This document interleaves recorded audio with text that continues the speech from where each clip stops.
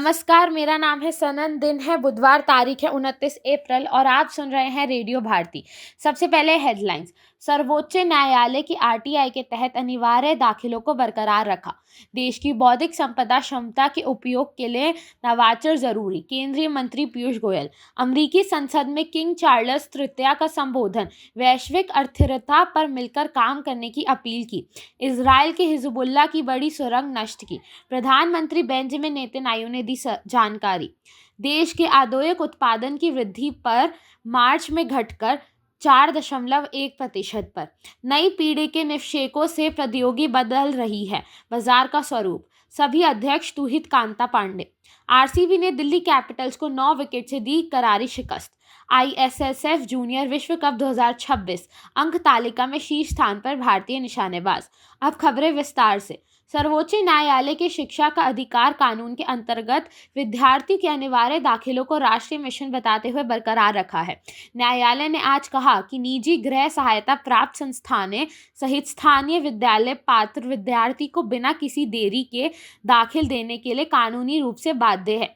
न्यायमूर्ति पीएस नरसिम्हा और आलोक आराध्य की पीठ ने कहा कि कमजोर और वांछित वर्गों के बच्चों को विद्यालयों में दाखिल न देना संविधान के अनुच्छेद 22A के तहत शिक्षा के मौलिक अधिकार का उल्लंघन है।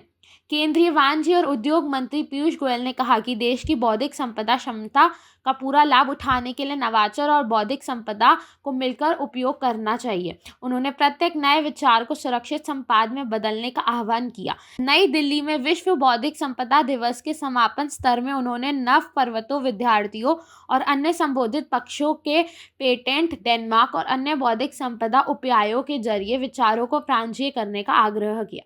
ब्रिटेन के राजा किंग चार्ल्स तृतीय ने अमेरिका और ब्रिटेन के बीच साझेदारी को और मजबूत करने का आह्वान किया है। अमेरिकी संसद के संयुक्त सत्र को संबोधित करते हुए उन्होंने कहा कि वैश्विक आर्थिकता और बढ़ते संघर्ष के बीच दोनों देशों को मिलकर काम करना होगा। उन्होंने कहा कि यूरोप से लेकर मध्य पूर्व तक चल रहे संघर्ष के कारण दोनों देशों को मुश्किल हालात का सामना करना पड़ सकता है।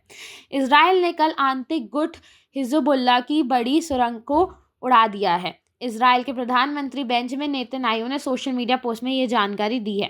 देश के उद्योग उत्पादन की वृद्धि दर में पिछले महीने गिरावट दर्ज की गई। ये इस वर्ष फरवरी के 5.1% से घटकर मार्च में 4.1% पर आ गई है। ये पिछले 5 महीनों का सबसे निम्न स्तर है।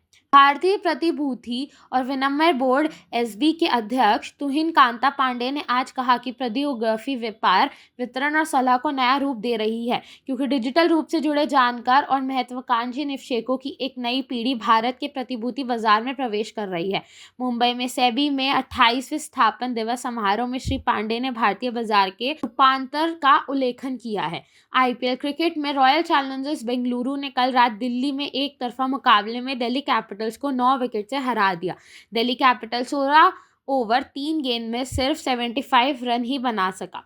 भारतीय निशानेबाज ने करारी में आयोजित आईएसएसएफ जूनियर विश्व कप 2026 में 16वां पदक जीतकर शीर्ष स्थान हासिल किया।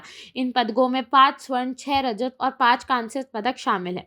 अब हम आपसे लेते हैं अलविदा, इस वादे के साथ कि आप बने रहेंगे रेडियो भारती के साथ। धन्यवाद।